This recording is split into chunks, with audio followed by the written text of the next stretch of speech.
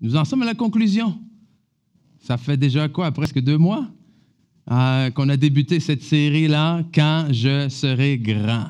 Une série axée sur la croissance, mais la croissance spirituelle, de dire, bon, mais comment ou quels sont les attributs d'un adulte spirituel mature. Puis on a comparé, en fait, la marche d'un enfant dans le naturel avec la marche d'un adulte dans le naturel et voir quels devraient plutôt être les signes dans notre vie de maturité spirituelle. Puis ce matin, je veux commencer tout de suite en vous emmenant dans la parole, en Jean, chapitre 6.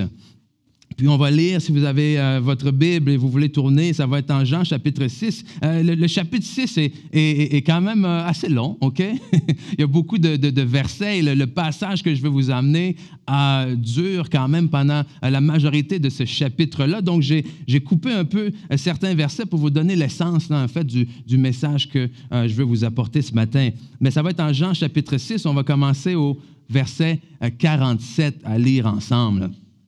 Donc, en vérité, c'est Jésus ici qui parle et qui dit, et il s'adresse à la foule, après avoir multiplié les pains, après avoir fait manger une multitude. Donc là, il leur dit, en vérité, je vous le dis, celui qui croit en moi a la vie éternelle. Je suis le pain de vie. Vos pères ont mangé la manne dans le désert et ils sont morts.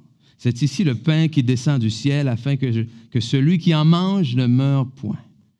Je suis le pain de vie qui est descendu du ciel. Celui qui mange de ce pain vivra éternellement. Et le pain que je donnerai, c'est ma chair que je donnerai pour la vie du monde.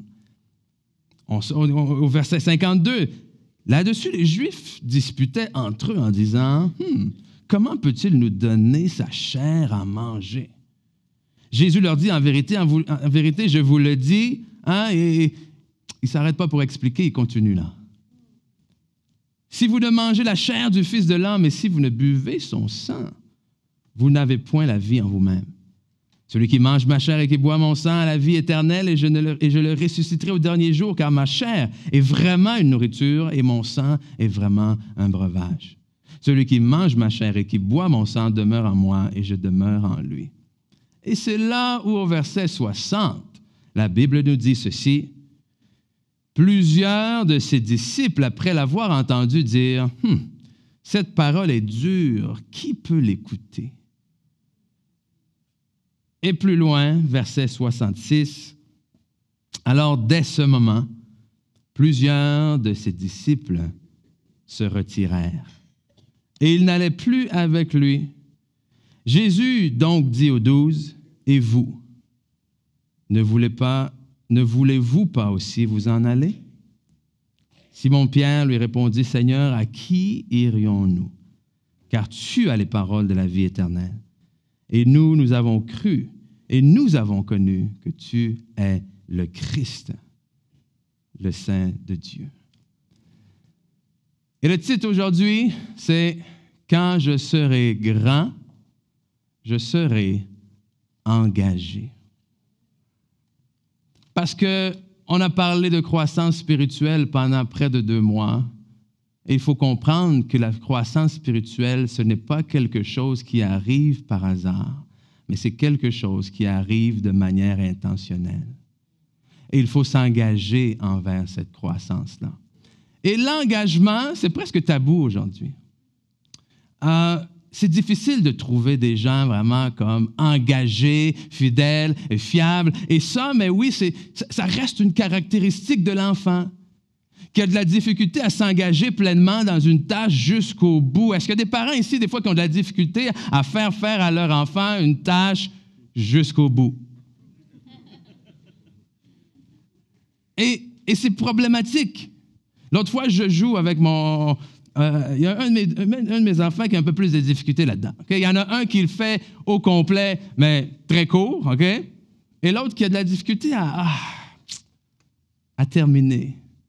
Et l'autre fois, on joue chez nous, on joue au basket, on joue au 21, donc le premier qui arrive à 21, puis on est rendu tous comme à 15, à 16, puis lui est à 6, puis il dit « Oh, je joue plus. » Et ça, moi, honnêtement, je vous le dis, ça vient me chercher. C'est comme, non. Tu ne peux pas décider. Là, je lui dis, tu commences à jouer, tu joues jusqu'à la fin. Je dis, oui, mais je promets la prochaine fois, je vais jouer au complet, mais là, ça ne me tente plus. Si ça ne te tente plus parce que c'est quoi? Parce que tu es en train de perdre? Je dis, non, je suis fatigué. T'es fatigué à jouer au 21? OK. Et là, je lui dis, écoute, parce que moi, comme je lui dis, écoute, tu finis la partie, sinon, la prochaine fois que tu viens nous demander si on veut, parce que les deux, on avait commencé à jouer ensemble, il est arrivé 2 minutes après, puis il nous a demandé, est-ce que je peux jouer avec vous? Et là, on a recommencé la partie pour lui. Et au milieu, il dit, ça ne me tente plus de jouer. Il dit, écoute, la prochaine fois, si tu arrêtes en plein milieu, la prochaine fois que tu viens nous demander pour jouer, c'est non. Tu ne joues pas avec nous. C'est ce que j'ai dit. J'étais fâché, j'étais pas content. OK? OK? Petite crise, ouais. Parce que c'est comme ça change toute la game après. Parce que tu es en train de perdre la partie, tu t'abandonnes, c'est comme, attends, joue la prochaine. On va faire une partie de 7 d'abord, c'est quoi là? Et il y a beaucoup d'adultes qui abandonnent la partie en plein milieu. Ah, c'est trop difficile dans mon couple. Ah, ça ne me tente plus de jouer. C'est trop difficile au travail. Mon patron, on dirait qu'il m'en demande trop. Il est toujours sur mon dos. Ça ne me tente plus de jouer. À l'église, c'est compliqué. Le pasteur, je ne le suis pas. C'est quoi? Où est-ce qu'il s'en va? Les gens là-bas. Il y a tellement de gens qui me tapent. J'arrête de jouer. Et c'est difficile de trouver des gens engagés qui vont décider de commencer la partie avec déjà en tête de dire « je vais la terminer coûte que coûte ». Parce que c'est ça l'engagement, en fait. Et dans le passage qu'on vient de lire au début, Jésus a mis au défi ses disciples, non seulement les 12, mais en fait tous ceux qui se disaient ses disciples, tous ceux qui le suivaient, en fait, leur a mis au défi de s'engager, en fait. C'est ça qu'il a dit. C'était un discours d'engagement. Puis, alors qu'on vient de sortir d'une période électorale, je crois ici, personnellement, que du point de vue, justement, électoral, Jésus a fait un faux pas. Dans le sens où tu sais, les facteurs, les critères qui vont déterminer si un parti va gagner ou non, il y en a plusieurs. Là-dedans, on a évidemment le programme du parti en tant que tel, les valeurs qui sont véhiculées par ce parti-là, des fois le charisme et la prestance même de la personne, de la figure principale du parti, et bien évidemment, le discours électoral. En fait, qu'est-ce que tu vas dire? C'est OK, il paraît bien, les valeurs sont bonnes, le programme est bon, mais qu'est-ce qui sort de sa bouche finalement quand il se présente? Et ici, Jésus a probablement fait le pire discours électoral de l'histoire de l'humanité. Dans le sens où si tu veux te faire élire et si tu veux te faire suivre, tu ne parles pas de cannibalisme. Non, t'évites ça. Et j'imagine son équipe électorale qui était derrière lui, ses disciples peut-être, les fins stratèges qui disent « Écoute, Jésus, ça va bien à date, là. Les sondages sont bons. Guérir les malades, c'est génial, ça marche. OK? Quand tu as marché sur l'eau, c'est fini, ça. Le gars que tu as mis, t'as craché puis tu as mis de la boue dans son œil, écoute, ça, je le ferai pas trop souvent, mais ça a fonctionné, c'est correct. Discours sur la montagne, mouah. Mais manger ma chair, Jésus, comment? Il me semble qu'on s'en était parlé de ça. Boire le sang, là, il faut que tu y retournes, que tu dises quelque chose, explique-leur que c'est pas ça, que c'est une métaphore, que tu voulais parler de quelque chose d'autre. Dis n'importe quoi, Jésus, là, tout le monde s'en va. Et au lieu de retenir tous ceux qui s'en allaient, Jésus se retourne vers les 12 seuls assez fous pour être encore là.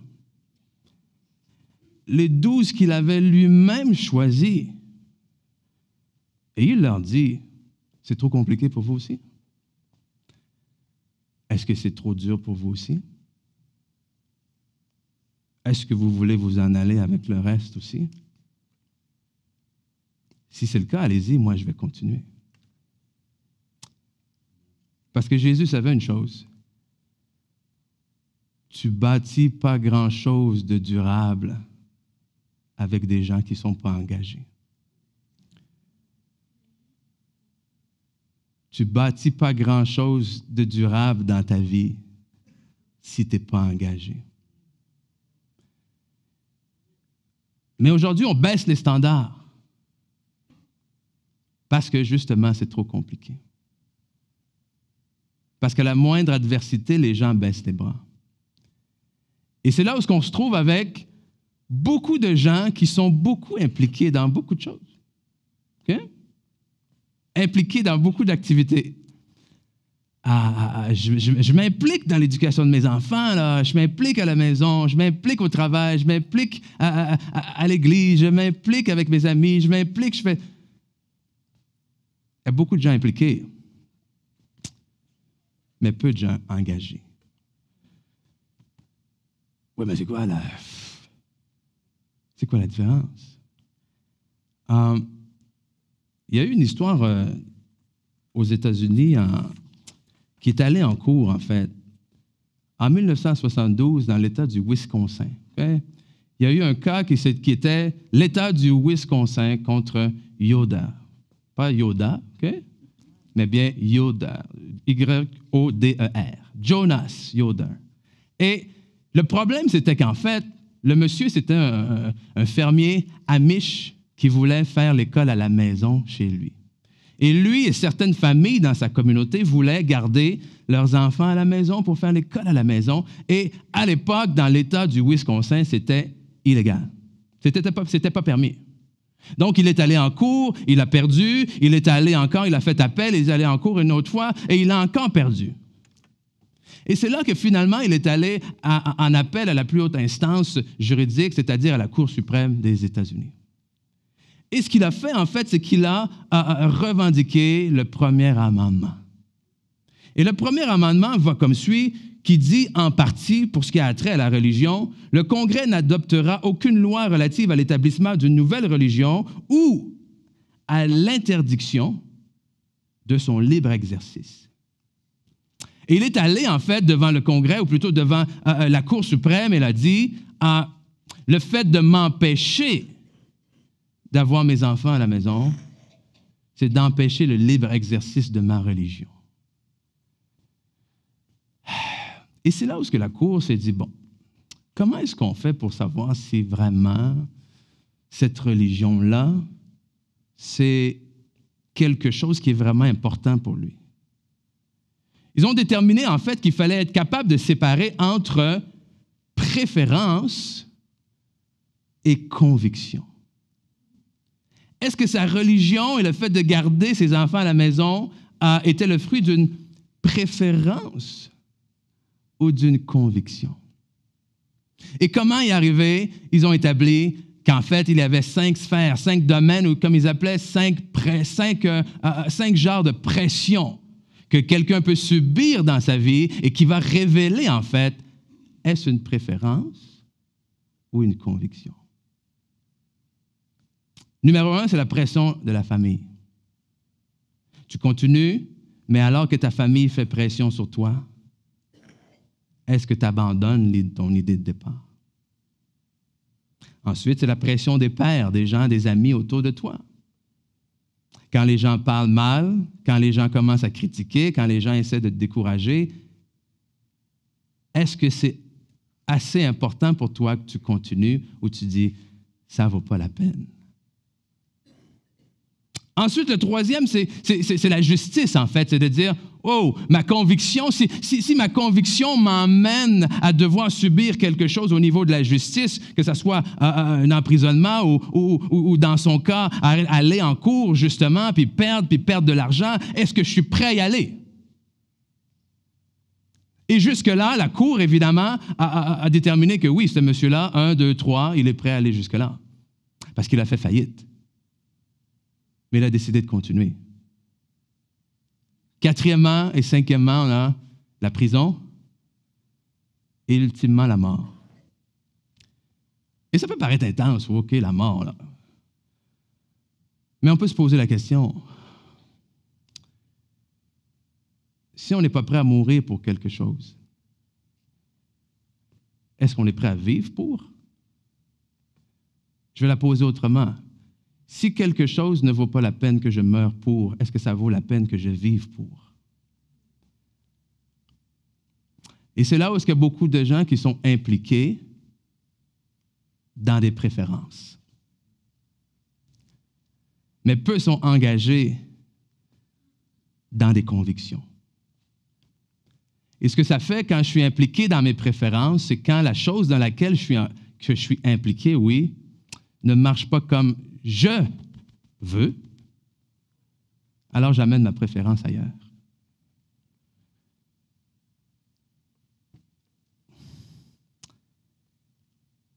Et il y a des choses qu'il faut comprendre au niveau de l'engagement. Que lorsque vous êtes réellement engagé dans quelque chose, là, votre vie ne peut pas rester la même. C'est-à-dire qu'automatiquement, de t'engager avec conviction dans une chose exige des changements, exige des décisions. C'est impossible. Là. C'est impossible que ça ne change pas. Et la Cour suprême, justement, elle disait préférence ou conviction. Puis en bout de ligne, c'est est-ce que, dans le fond, on regarde la vie à ce monsieur-là, est-ce que sa vie témoigne de cette conviction-là? Et c'est ultimement ce qu'il voulait voir. Donc, si tu as la conviction que l'éducation de tes enfants, par exemple, c'est la chose la plus importante pour toi, est-ce que ta vie va en ce sens-là? Est-ce que si tu as la conviction que le mariage, c'est la volonté de Dieu, puis c'est la personne pour toi et tout ça, puis que tu veux que Dieu veut que vous preniez soin de votre couple, de votre mariage, si tu as cette conviction-là, est-ce que tes actions, tes gestes témoignent en ce sens-là? Est-ce que si on regarde ta vie familiale, est-ce qu'on serait capable de dire c'est préférence ou conviction? Est-ce que si on regarde la façon dont tu dépenses ton argent, est-ce qu'on serait capable de dire préférence ou conviction? Parce que finalement, on va dépenser la totalité, ou plutôt la majeure partie de notre argent où?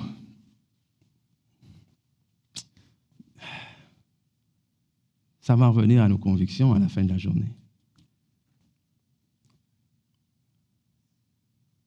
Et c'est là où je vais vous emmener à passer de impliquer à engager. Et il faut savoir trois choses que je vais vous dire. De dire, oui, je vais m'engager, qu'est-ce que ça implique, ça, m'engager? Mais la première chose, c'est que l'engagement vous expose au sacrifice. OK, je ne vous mettrai pas ça tout beau, tout rose. Il est impossible, je vais le dire là, c'est impossible. OK, je vais le répéter, c'est impossible de vous engager à fond dans quelque chose sans que ça vous coûte quoi que ce soit. OK? Et c'est là où des fois les gens ont une vie ou une mentalité un peu comme ceux que je rencontre au gym qui vont me dire « Hey, comment je fais pour m'entraîner sans ressentir de courbatures? Je vais aller au gym, je veux m'entraîner, mais je ne veux pas avoir mal. » Ouais, OK. Je dis, ça ne marche pas. Et pourquoi est-ce que je dis que ça va te coûter quelque chose? Parce qu'il faut comprendre qu'un oui équivaut automatiquement à un non. Qu'est-ce que je veux dire par là? Si tu dis oui à quelque chose, tu dis non à quelque chose d'autre. Si je t'invite à souper, si tu m'invites à souper et que je dis oui, j'ai dit oui à toi, alors j'ai dit non à être à quelque part d'autre. OK? Si le panier passe et je décide de mettre de l'argent dedans, c'est que j'ai décidé de mettre un 10, 20, 30 $ dedans qui n'ira pas ailleurs. OK? Mais aujourd'hui, dans le monde dans lequel on vit, on veut avoir le meilleur des deux mondes. C'est quoi qu'on dit? C'est le beurre et l'argent du beurre. C'est ça? Je veux tout avoir. C'est comme quand tu dis à des enfants, écoute, ça ne me dérange pas, mais il faut que tu choisisses entre les deux. Si on fait ça, on n'aura pas le temps de faire ça. Si tu manges ça, tu ne pourras pas manger ça. Et là, c'est la crise. Pourquoi? Parce qu'à quelque part, il doit y avoir une solution pour que je puisse avoir les deux. Mais si tu te maries avec elle, tu dis non à toutes les autres. Oui, mais à quelque part.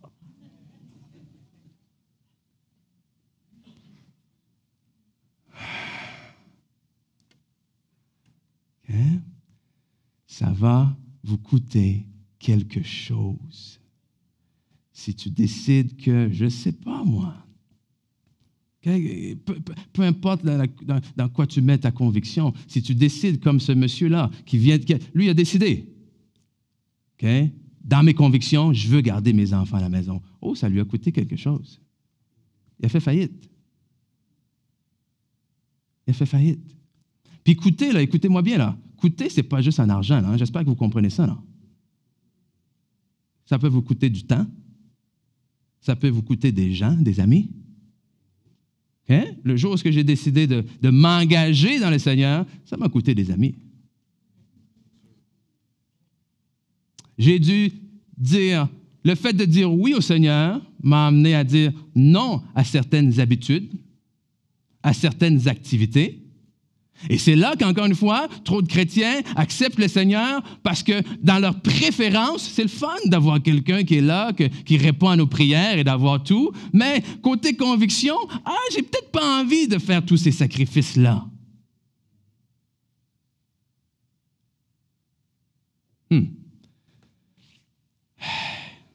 Jésus dit à ses disciples en Luc chapitre 10, versets 3 et 4, « Partez, voici je vous envoie comme des agneaux au milieu des loups. Ne portez ni bourse, ni sac, ni souliers, et ne saluez personne en chemin. » Wow, let's go, ça me tente d'y aller.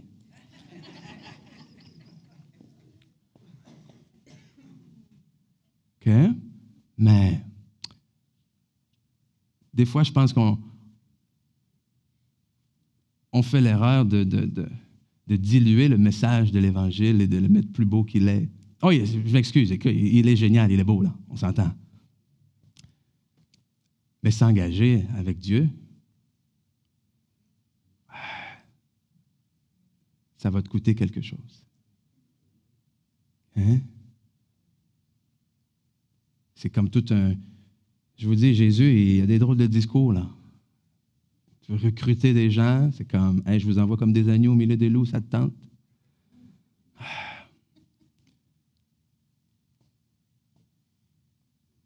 Donc, deuxièmement, non seulement ça vous expose au sacrifice, il faut savoir que si vous êtes engagé dans quelque chose, vous aurez à payer un prix quelconque. Okay? Tu sais, juste les gens qui s'engagent dans leur santé, par exemple. Si tu as la conviction que ta santé, c'est le plus important pour toi, mais il y a des choix qu'il va falloir que tu fasses. Il y a des choses que peut-être tu ne pourras pas manger quand tous les autres autour de toi vont le manger. Est-ce que c'est plus mal pour eux que pour toi? Non, mais pour toi, c'est une conviction. Fait que est-ce que c'est une préférence comme « je préférerais être en santé » ou c'est une conviction de dire « je dois absolument garder mon corps en santé ». Et de cette conviction, je fais des choix de choses que je ne mangerai pas. Je fais des choix de dire « peut-être qu'il faut que j'aille, je ne sais pas, faire de l'exercice physique. » Je fais des choix de dire « Tu comprends? Peu importe vos engagements, ça va vous coûter quelque chose. » Et non seulement ça vous coûte quelque chose, mais deuxièmement, l'engagement vous expose à l'échec et au ridicule. Qu'est-ce que je veux dire par là? J'entends souvent dire, puis j'ai déjà pensé ça moi-même aussi, de dire, ça aurait été génial de vivre dans le temps de Jésus, tu sais, de marcher avec Jésus, de faire partie des 12, de le suivre partout et tout. Je ne sais pas. Je ne sais pas si ça aurait été si génial que ça. Je ne sais pas honnêtement si j'aurais été capable de suivre comme eux, ils ont suivi là. Parce que juste un extrait qu'on va lire ensemble, hein, qui parle encore une fois de la multiplication des pains en Matthieu chapitre 14, au verset 15 à 20, ça nous dit, « Le soir étant venu, les disciples s'approchèrent de lui, de Jésus, et lui dirent, « Hey, ce lieu est désert et l'heure est déjà avancée. Renvoie la foule, afin qu'elle aille dans les villages pour s'acheter des vivres. » Jésus leur répondit, « Ils n'ont pas besoin de s'en aller. Donnez-leur vous-même à manger. » Mais ils lui dirent, « Oui, mais nous n'avons ici que 5 pains et 2 poissons. » Et il dit, « Apportez-les-moi. » Il fit asseoir la foule sur l'herbe, prit les 5 pains et les 2 poissons, et levant les yeux vers le ciel, il rendit grâce, puis il les rompit, et les donna aux disciples, qui les distribua à la foule. Tous mangèrent et furent rassasiés, et l'on apporta 12 paniers pleins de morceaux qui restaient. Ils savaient très bien, eux, qu'est-ce qu'il y avait là. Ils savaient très bien qu'il n'y avait pas grand-chose quand ils ont commencé à distribuer la nourriture. Et on pense des fois que Jésus a prié et qu'il leur a donné, boum, 50, 60 paniers à distribuer. Non. Il leur a donné 5 pains et 2 poissons à distribuer. Tu parles de faire face au ridicule. Tu parles de faire face à l'échec. Et je crois que s'il y a beaucoup de gens qui ne s'engagent pas, c'est parce qu'un réel engagement te met toujours devant une situation où ça se peut que ça ne fonctionne pas. Ça se peut que ça ne marche pas comme tu l'avais prévu. Ça se peut que ça ne fonctionne pas comme tu le pensais. Et à cause de ça, beaucoup n'osent pas s'engager. Et sinon, certains vont oser s'impliquer, mais à moitié, en gardant toujours un œil sur la porte d'en arrière. Et qu'est-ce que ça permet, ça? Bien, ça permet que j'ai toujours une bonne excuse si jamais ça ne fonctionne pas. Mais c'est temps d'arrêter de vivre par des excuses. Parce que quand tu t'engages totalement, devinez quoi? Tu viens d'enlever toutes les excuses. Tu comprends?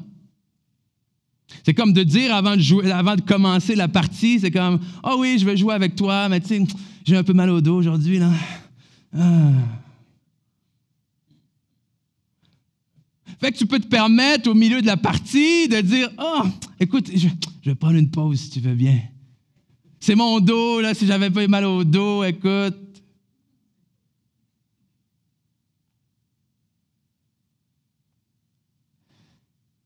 C'est mes parents. Ils ne m'ont pas donné l'amour dont j'avais besoin. Fait que je vais m'engager avec toi, mais si je te laisse, dans le fond, ce n'est pas de ma faute, c'est mes parents. J'ai pas eu de modèle, qu'est-ce que tu veux que je te dise? C'est pas de ma faute. Hein? Fait que je préférais m'engager avec toi. Et je m'implique en fait, pourquoi? Je m'implique en fait, on s'implique pour qu'est-ce que nous, on peut recevoir. Mais on s'engage pour ce qu'on peut donner. On s'implique pour ce que nous, on peut recevoir, mais on s'engage pour ce que nous, on peut donner. Et c'est là où on fait les choses à moitié, puis il y a des gens qui vivent leur vie à moitié. Parce que dans le fond, c'est pas de ma faute. Puis si ça échoue, mais j'arrête même avant, en fait. Quand je sens que ça va planter, je me retire. Et j'essaie d'autre chose. Mais un jour, tu te réveilles le matin, tu examines ta vie, puis tu te dis, qu'est-ce que j'ai fait les 10 dernières années? À part m'impliquer à moitié dans tout ce que je touche. Mais tu t'impliques à moitié, mais tu veux 100% des résultats. Tu veux mettre 50% dans la compagnie, mais récolter 100% des bénéfices. peut-être quelque chose qui ne fonctionne pas ici. Là. OK? Oui, ça t'expose au ridicule. La foi nous expose au ridicule. Parce que la foi fait quoi? Elle appelle les choses qui ne sont pas comme si elles étaient. C'est une ferme assurance des choses qu'on espère, une démonstration de celles qu'on ne voit pas. Amen? Et si je pense que la majorité, beaucoup de chrétiens ne vivent pas leur vie chrétienne à fond, c'est parce que c'est une vie qui est appelée à être vécue par la foi. Puis la foi t'exige d'oser, à un moment ou à un autre, entrer dans cette zone-là où, si tu ne me rattrapes pas, Seigneur, je me plante. Mais rarement on arrive là. Rarement on arrive là.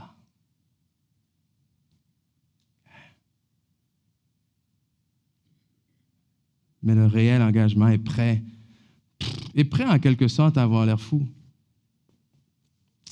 Avoir l'air fou parce que, encore une fois, l'engagement, quand je m'engage sérieusement dans quelque chose, c'est plus seulement à propos de moi. Donc, en ayant mis le moi de côté, oui, je suis prêt à avoir l'air fou. OK? Parce que ce monsieur-là qui est allé en cours puis qui a fait faillite, je ne pense pas que c'était seulement pour ses enfants. Il devait avoir une conviction quelque part que ça allait au-delà de ça. Pour ses enfants, pour ses petits-enfants, pour les enfants de tous ceux et celles qui jugeraient que côté religion, c'est ce qui est préférable, ou plutôt c'est ce qui est le mieux pour moi. Donc, je ne suis pas sûr qu'il est allé en Cour suprême juste pour lui. Et puis finalement, non seulement ça nous expose au sacrifice, non seulement ça vous expose à l'échec et au ridicule, mais savez-vous quoi? L'engagement, le réel engagement, vous expose à la douleur. Oui, vous expose à la douleur.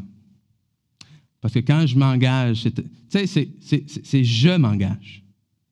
Okay? J'engage, c'est moi que je mets dedans. Et quand je me mets totalement dans une situation, alors à ce moment-là, c'est quoi? Je me rends vulnérable. Et lorsque tu te rends vulnérable, alors oui, tu t'exposes à la douleur. Tu t'exposes à être attaqué, tu t'exposes à être blessé, tu t'exposes à être critiqué, pointé du doigt, tu t'exposes non seulement à l'échec, mais oui, à la douleur. Et je crois que une des raisons principales, sinon la raison principale, pour laquelle beaucoup de gens ne sont pas engagés, c'est celle-là. C'est la peur d'avoir mal. Ou la peur d'avoir mal une autre fois. Parce que vous avez vécu des expériences qui vous ont fait mal. Parce que vous avez passé à travers des situations qui vous ont blessé. Et là, votre cœur vous tire vers telle chose, puis vous le savez que ça serait bon pour vous, puis vous le désirez. Donc, qu'est-ce que vous faites? Vous mettez un pied dedans, vous vous impliquez dedans, mais votre cœur n'est jamais à 100% engagé parce qu'il y a toujours quelque chose qui vous retient et que dès qu'il y a un signal de « Oh, peut-être que ce que tu as vécu avant va revenir. » Pip, pip, pip, pip, pip, pip, pip. On recule. C'est un peu comme la personne qui fait du cheval et qui tombe. Et qui se blesse, qui se casse la jambe, je ne sais pas. Il y a comme 2 guérisons qui doivent se passer. Premièrement, ta jambe doit guérir avant que tu retournes. Okay. Mais deuxièmement, souvent, s'installe quoi? S'installe une peur. Une peur de remonter, puis de tomber, puis de me reblesser. Et des fois, j'entends des gens dire, oui, mais quand je serai prêt, je vais y retourner. Quand je serai prêt, Il y a 2 guérisons. Oui, il y a un temps pour guérir, il y a un temps, je pense, pour attendre d'être prêt. Mais là où ce qu'on fait erreur, je crois, c'est qu'on attend d'être totalement guéri avant de se rembarquer dans une situation. On attend de totalement ne plus ressentir ce qu'on ressentait. Non, non, non, non, non. La totale et la pleine guérison va arriver quand et seulement le jour où tu vas remonter dessus. Donc, je m'adresse là directement à ceux et celles qui peut-être, je ne sais pas, là, vous avez vécu une situation conjugale difficile, puis le Seigneur envoie quelqu'un devant vous que vous savez est la bonne personne. Vous avez vécu quelque chose de difficile dans votre ancien emploi, puis vous arrivez, puis oups, vous avez peur de revivre la même chose. Vous arrivez d'une autre église, vous avez été blessé, et là vous hésitez avant de vous engager. Vous êtes prêt à vous impliquer, à faire des petites choses pour aider parce que vous avez à cœur d'aider. Mais de m'engager, mais vous savez quoi? Tant aussi longtemps que vous allez chercher les raisons de ne pas vous engager, je vous garantis que vous allez en trouver. Parce que la Bible nous dit quand même que celui qui cherche trouve. Si tu cherches des bébites, tu vas en trouver. Si tu cherches des risques de blessures, tu vas en trouver. Mais si tu cherches des opportunités de guérison, tu vas en trouver aussi. Alors, c'est quoi tu vas chercher? La guérison complète va arriver quand et seulement lorsque tu vas rembarquer. Mais je le sais, je vous comprends. On aime bien mieux être guéri avant de se relancer. On aime mieux avoir la certitude à 100% que c'est réglé, puis let's go, j'y vais. Non. C'est pas ça. C'est que l'eau sous tes pieds se solidifie au moment où tu mets ton pied dessus. C'est pas je vais y toucher, puis si c'est assez dur, je vais y aller. Non. C'est alors que tu fais le pas.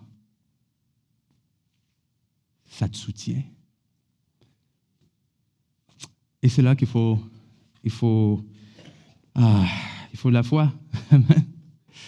C'est ce genre de guérison qui arrive et qui est possible juste par Dieu.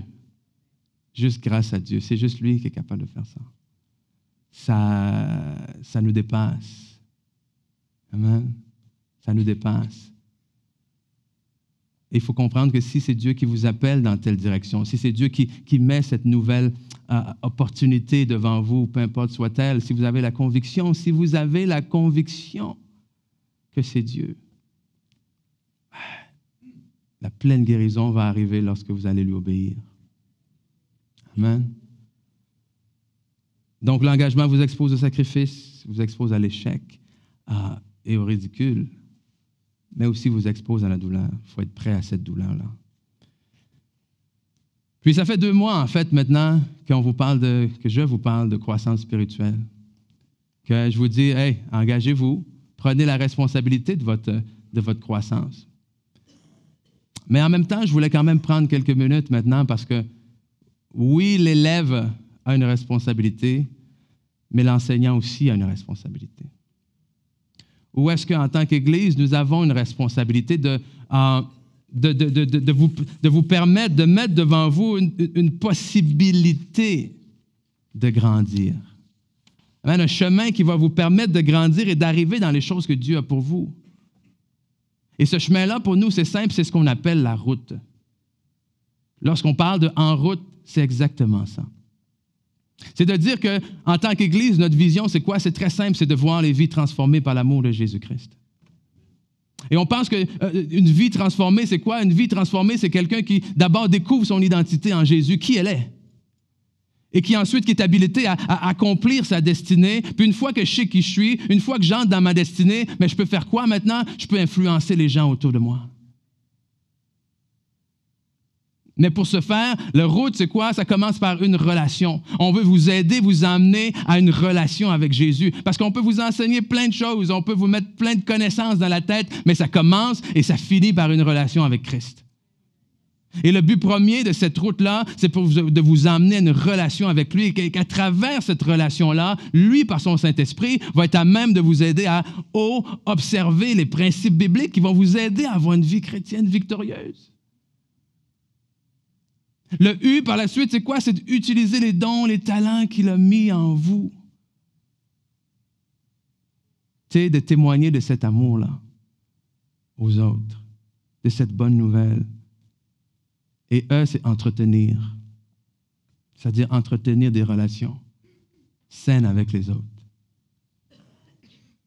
Parce que c'est à l'amour que nous avons les uns pour les autres que les gens vont remarquer que nous sommes ses disciples. Alors, l'étape numéro 1, c'est quoi? C'est découvrir. Découvrir, c'est simple, c'est des rencontres où est-ce qu'on découvre, pour certains d'entre vous, peut-être redécouvre les fondements de base de la foi chrétienne. On parle du salut, de la repentance. On veut partir sur une bonne base. C'est quoi, en fait? Dans quoi? Oui, je veux croire à Dieu, mais pour que ça soit une conviction, il faut que ça commence par il faut que ça soit ancré quelque part. Et c'est là qu'on veut établir des bases dans lesquelles vous allez pouvoir vous ancrer. Et une fois que ces bases-là sont solidifiées, on vous invite à appartenir. Appartenir, c'est trouver votre place. On partage avec vous dans ces rencontres-là la vision, la mission, les valeurs de l'Église, de dire, hey, si vous êtes à la vie comblée et que vous allez à cœur de faire plus que de vous impliquer, vous allez à cœur de faire plus que d'écouter, il y a une place pour vous. Puis finalement, bâtir, route 03, bâtir. Ben, ça le dit là. Parce que pour moi, c'est au-delà de servir. C'est vraiment bâtir. C'est de mettre nos dons, nos services et nos talents, au service de Dieu et de son Église pour bâtir qu'est-ce qu'il veut. C'est de bâtir l'œuvre à laquelle il nous appelle. Puis la route 04, wow, je suis tellement excité là. Qu'en novembre, on va débuter les cours bibliques ici à l'Église. Des cours bibliques qu'on appelle l'Express. Pourquoi? Parce que ça va vous aider. On croit sincèrement que ça va vous aider, vous propulser dans votre croissance spirituelle. C'est des cours où est-ce qu'on va passer 4 heures de cours minimum par sujet, là. Qu'est-ce que la grâce de Dieu? Qu'est-ce que l'identité en Jésus-Christ? Qu'est-ce que la justice? Qu'est-ce que l'alliance de sang? On va voir plus en profondeur la foi. Le matin ici, oui, je vous donne du bonbon, je vous donne des petites choses, mais c'est pas assez, là, pour grandir. Donc, ça va être des cours qu'on va mettre, qu'on met en place, puis on a séparé ça par blocs. 4 blocs de 6 semaines. Donc, sur les 6 semaines, il va y avoir 3 sujets. Ça va se faire les jeudis soirs. Il va y avoir un temps off. Il va y avoir un autre bloc de 6 semaines. Et ce qu'on vous demande, devinez quoi? Je vous demande quoi? Je vous demande de vous engager pour 6 semaines. Ah! Oui. Pas, ce soir, j'ai rien à faire, je vais aller à l'église. Je vais aller voir qu'est-ce qu'ils se disent. Puis la semaine prochaine, j'y vais pas, puis j'y vais 2 semaines. Non, je te demande de t'engager pour 6 semaines. OK? Parce que de toute façon, la façon dont les 6 semaines sont bâties, on va bâtir une semaine après l'autre. Il va y avoir des sujets qu'on va voir une semaine qui va se continuer sur l'autre semaine, puis tu arrives en plein milieu, tu vas tout manquer, là. Et l'engagement, ça va te coûter quelque chose. Ça veut dire que si tu décides que tu veux venir à ces cours bibliques-là le jeudi, ça va peut-être te coûter quelque chose d'autre. Parce que tu ne peux pas être 2 places à la fois. OK? Oui, mais... Non, c'est pas le temps de baisser les standards. Parce qu'on est convaincu à quel point ces cours-là vont être bénéfiques.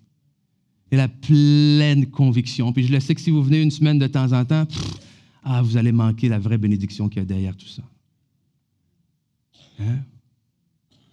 Donc, dimanche prochain, ici même, ou plutôt dans la salle numéro 2, on commence la première session du cours Découvrir. Okay? C'est à 9h, salle numéro 2. Découvrir les fondements de base de la foi chrétienne, le baptême, le salut, la repentance. Pour un 4 dimanches. Et le mois prochain, on y va avec appartenir, puis on alterne comme ça. Un mois, c'est de découvrir, l'autre mois, c'est appartenir. On va remettre des pamphlets là, à la fin avec ça.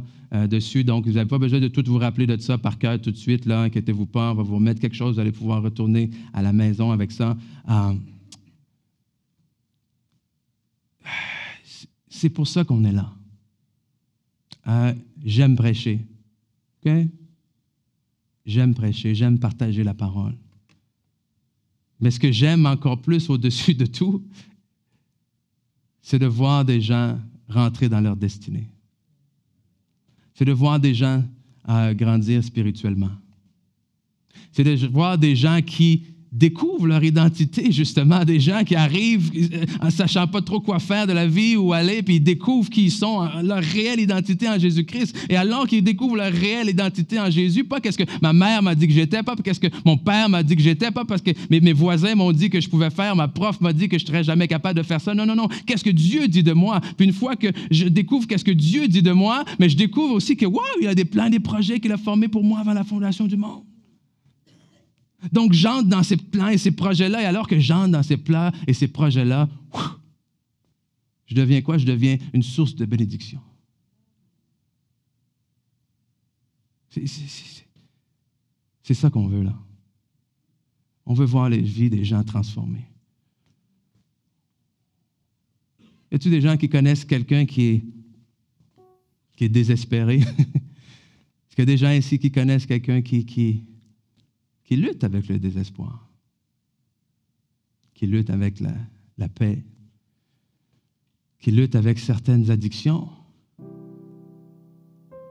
Je pense qu'on en connaît tous. Puis c'est peut-être même vous. Hein? Et on est là, puis on a le privilège d'avoir la solution, d'avoir le remède. Ce remède a un nom, c'est Jésus. Et je me dis, waouh, plus nous sommes capables et ensemble pour partager ça, plus il va y avoir de gens qui vont être sauvés, plus il va y avoir de gens qui vont être éclairés, plus il va y avoir de gens qui vont goûter à cet espoir-là. La Bible nous dit en Luc, chapitre 10, versets 1 et 2, « Après cela, le Seigneur désigna encore 70 autres disciples. Et il les envoya 2 par 2 devant lui dans toutes les villes et dans tous les lieux où lui-même devait aller. Il leur dit quoi? La moisson est grande, mais il y a peu d'ouvriers. Priez donc le maître de la moisson d'envoyer des ouvriers dans sa moisson. » Wow! Jésus, est-ce que tu as une requête de prière? Oui. Quand est-ce la dernière fois que vous vous êtes arrêté pour demander à Jésus qu'est-ce qu'il voulait? Seigneur, j'apporte devant toi ma requête.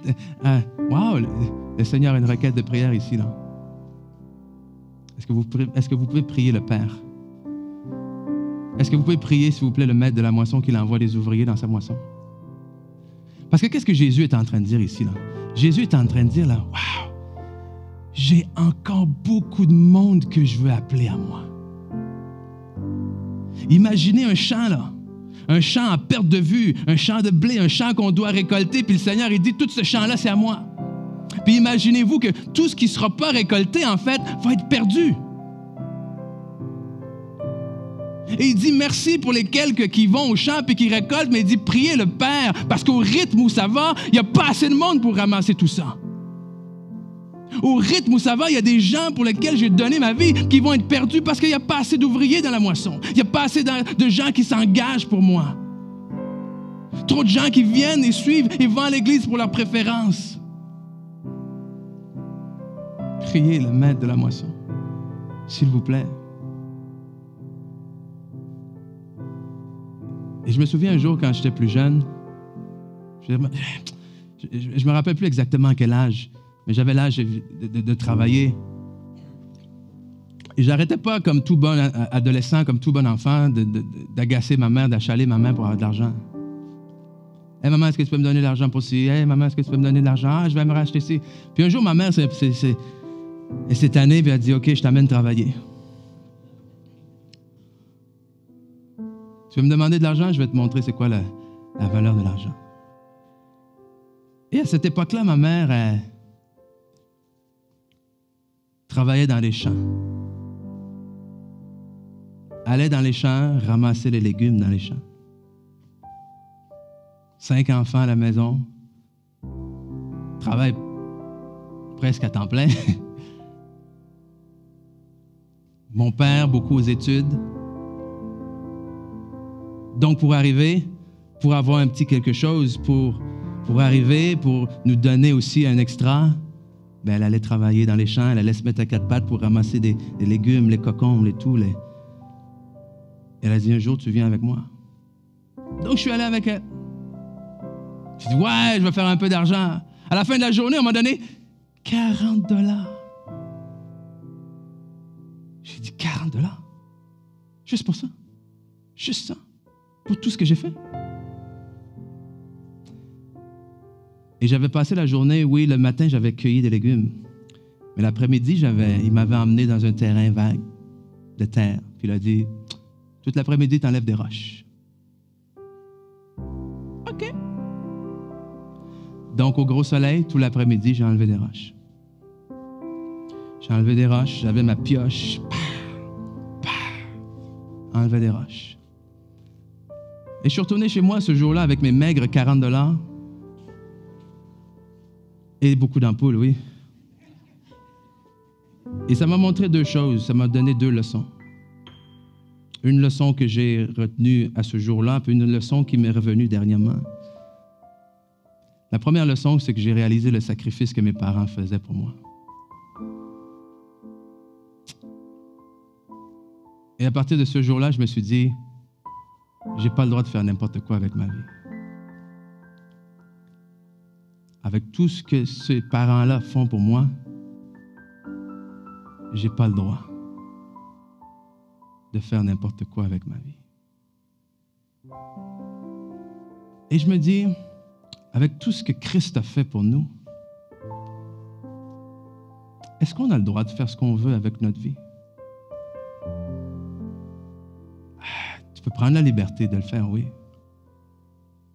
Mais sérieusement? Il n'était pas obligé de le faire.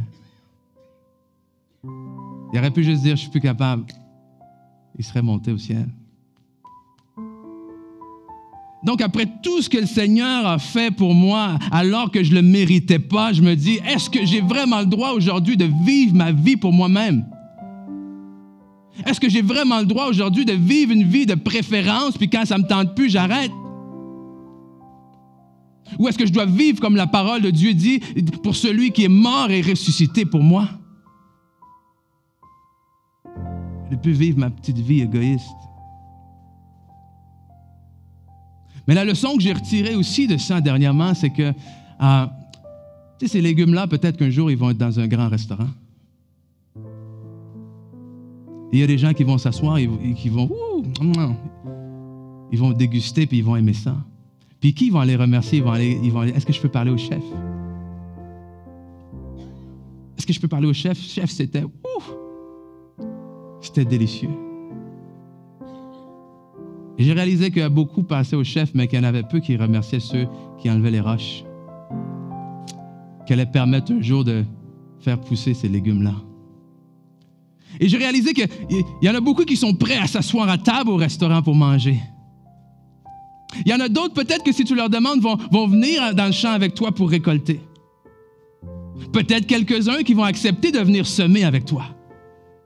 Mais combien sont ceux qui vont accepter de se relever les manches et d'aller piocher avec toi? Priez le maître de la moisson pour envoyer plus de gens prêts à enlever les roches. Ce n'est pas eux qui vont recevoir les 3 étoiles. Non. Mais la réalité est celle-ci. C'est qu'un jour, la personne assise au restaurant, comme celle qui a enlevé les roches au départ, un jour, ils vont le manger aussi, le fruit. Mais il va avoir un goût particulier pour cette personne-là. Qu'à chaque bouchée, ça va être comme « Wouh! Wow! » Tu te rappelles quand il n'y avait rien? Tu te rappelles quand c'était juste de la terre? Tu te rappelles quand il y avait juste des roches? Tu te rappelles quand on est retourné chez nous, tout est gratigné. Tu te rappelles les jours où on était courbaturé le lendemain. Tu te rappelles tous les coups de soleil. Pas dans mon cas. Tu te rappelles qu'on a attrapé. Parce qu'eux, ils vont être là, puis ils vont dire, oh, notre assiette, elle arrive quand? Ils vont manger, puis ils vont faire, oh, c'est succulent, c'est excellent. Mais oh!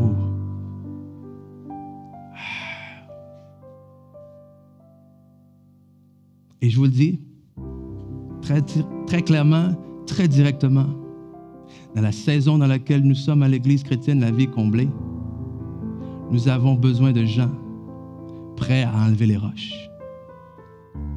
Nous avons besoin de gens prêts à attraper les coups de soleil sans avoir le mérite à la fin. Nous avons besoin d'hommes et de femmes qui vont être dictés non pas par des préférences, mais par des convictions. Et parce qu'ils vont avoir ces convictions-là, ils vont s'engager non seulement pour qu'est-ce qu'eux peuvent retirer, parce que je sais que le Seigneur nous bénit alors qu'on s'engage, mais ils vont s'engager, pas seulement pour eux, mais pour tous ceux et celles qui sont à venir aussi. Parce que je vous dis ceci, un jour, cette salle-là va être pleine. Oh oh, qu'est-ce qu'il vient de dire là? Oui, je viens de m'exposer au ridicule. Ouais. Mais qu'est-ce que tu fais, pasteur? Tu sais ce que tu viens de dire? Qu'est-ce que tu fais si ça arrive jamais?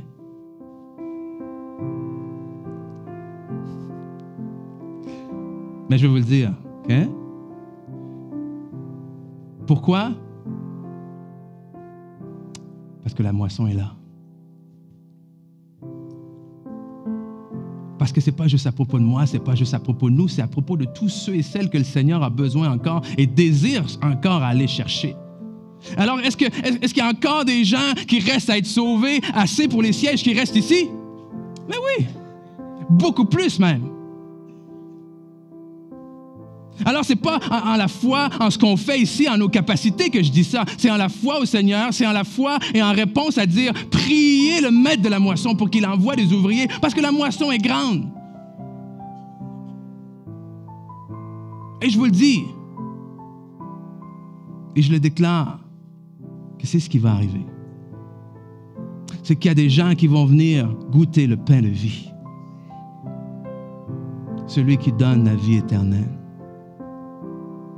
Alors vous avez deux choix. Vous attendez tranquillement que ce moment-là arrive et vous dites, « Wow, c'est bon de manger à l'église de la vie comblée. »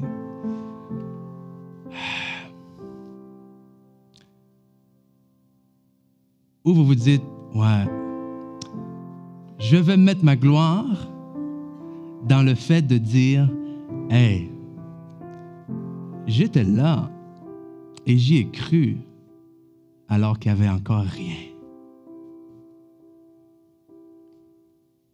J'ai travaillé, j'ai enlevé les roches, alors qu'on n'avait même pas encore acheté les premières semences. Ou plutôt, alors qu'on n'avait même pas encore l'argent pour acheter les premières semences. Mais je dis ça pour l'Église, mais c'est le genre d'attitude que vous devez avoir pour chaque chose dans votre vie, là. La foi appelle les choses qui ne sont pas comme si elles étaient. Pas appelle les choses qui sont une fois qu'elle les voit. N'importe qui est capable de faire ça. Ah, je vous l'avais dit, hein? Non, tu ne l'avais pas dit. Tu as attendu que tout soit beau. Mais qu'est-ce que ça fait cette foi-là? C'est qu'à la fin, c'est cette conviction-là qui vous dirige.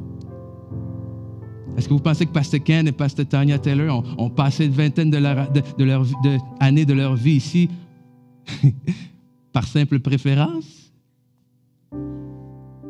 Parce que je peux vous garantir que leur préférence les aurait amenés ailleurs. Mais par conviction, ils sont restés, même quand on leur disait de ne pas rester. Allô? Ken? Oh, hallelujah. Je vais partager un dernier verset avec vous ce matin. En Marc, chapitre 8, verset 34.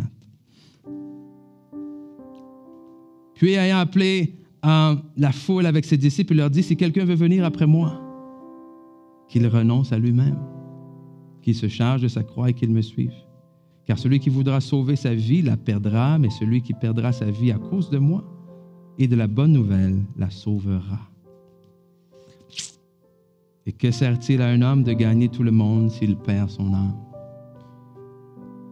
Alors ce matin, j'aimerais faire 2 appels différents. Et je vais vous demander si vous voulez bien, pour garder le côté vraiment de ce moment-là, si vous voulez bien courber la tête, fermer les yeux, que ça reste entre vous et Dieu. Je vais faire un premier appel.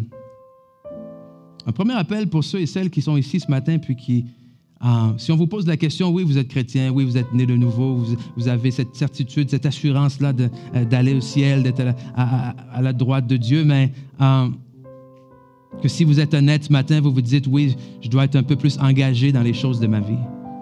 Je dois être un peu plus impliqué, ou plutôt plus engagé dans mon couple, plus engagé au travail que... Si vous êtes là ce matin et que vous avez reçu cette conviction de l'Esprit et que vous voulez dire au Seigneur, oui, je vais m'engager davantage pour toi, parce que tous les engagements dont on a parlé commencent avec un engagement envers le Seigneur. Donc, si vous êtes là ce matin et que vous voulez faire ce réengagement-là avec le Seigneur, là où vous êtes, pas besoin d'ouvrir les yeux, de vous lever, quoi que ce soit, juste levez la main que je sache qu'on va prier ensemble, que je vais prier pour vous. Amen, je vous vois. Amen, amen. Oh, alléluia. Seigneur, je te prie pour chaque personne qui vient de lever sa main en ce moment, qui vient de lever sa main en signe d'engagement pour toi, pour toi. On veut réaligner nos cœurs envers toi, Seigneur. On croit que c'est toi qui as donné ta vie pour nous, Seigneur, afin que ceux qui vivent ne vivent plus pour eux-mêmes, mais pour celui qui est mort et ressuscité pour eux. Et c'est ce qu'on veut faire, Seigneur. Donc, on veut marcher dans tes voies, on veut recevoir tes plans. Seigneur, merci pour les plans, les projets merveilleux que tu as fondés pour nous, Seigneur, préparés pour nous avant la fondation du monde. Aide-nous, Seigneur, à faire les sacrifices dont on a besoin de faire. Aide-nous, Seigneur, à passer par-dessus, Seigneur, ce sentiment d'échec et de ridicule, Seigneur. Et aide-nous, on veut remettre nos douleurs ou les potentielles douleurs même entre tes mains afin qu'on soit capable de s'engager comme tu nous appelles à nous engager. Puis maintenant, juste encore quelques instants, on va garder cette position-là. J'appelle ceux et celles ce matin qui... que si vous êtes honnête avec vous-même, vous n'avez jamais pris de réel engagement avec Jésus. Vous ne saviez peut-être même pas dans quoi, pourquoi vous engagez. Que Jésus est mort et ressuscité pour nos péchés. Qu'il a pris nos fautes, mais il a fait ce que nous ne pouvions pas faire pour restaurer cette relation-là avec Dieu. Si quelqu'un veut venir à moi, qu'il renonce à lui-même. Wow! Est-ce que ça va vous coûter? Oui. Mais Jésus a déjà payé le prix de sa vie. Et vous allez recevoir beaucoup plus que ce que vous allez payer. Est-ce que je m'expose au ridicule si je dis oui, si je lève ma main en ce moment? Désolé, mais oui. Peut-être que votre entourage ne sera pas d'accord avec ça. Oh, mais Jésus s'est exposé au ridicule. Lui qui était saint, lui qui était parfait, lui qui était sans péché, il est devenu péché. Il a pris toutes nos imperfections afin qu'on puisse devenir parfait en lui. Est-ce que je m'expose à la douleur? Probable. Mais lui aussi s'est exposé à cette douleur-là pour que vous puissiez avoir la vie éternelle, pour que vous puissiez retrouver la paix, pour que vous puissiez avoir la joie, pour que vous puissiez avoir une espérance. Donc, si vous êtes là ce matin, la tête penchée, les yeux fermés, que vous voulez dire oui, je veux prendre cet engagement envers le Seigneur Jésus. Donc, juste levez votre main maintenant. Alléluia, merci Seigneur. Amen, je vous vois. Oh, gloire à toi Seigneur Jésus. Oh, alléluia. Puis on va accompagner ces personnes-là. On va faire cette prière. Je vous invite à faire cette prière, que vous ayez levé la main pour cet appel-là, ou que vous êtes enfant de Dieu. Je vous invite quand même à les accompagner dans cette prière de foi. Amen, cette prière d'engagement. Et on va dire ceci ensemble ce matin. On va dire, Père éternel, je viens devant toi. Je confesse mes péchés. Et je te remercie que par ton amour, par ta grâce, tu as envoyé ton Fils pour moi. Et ce matin, je reçois cet amour. J'accepte, je renonce à moi-même afin de prendre, d'accepter la vie que tu as pour moi.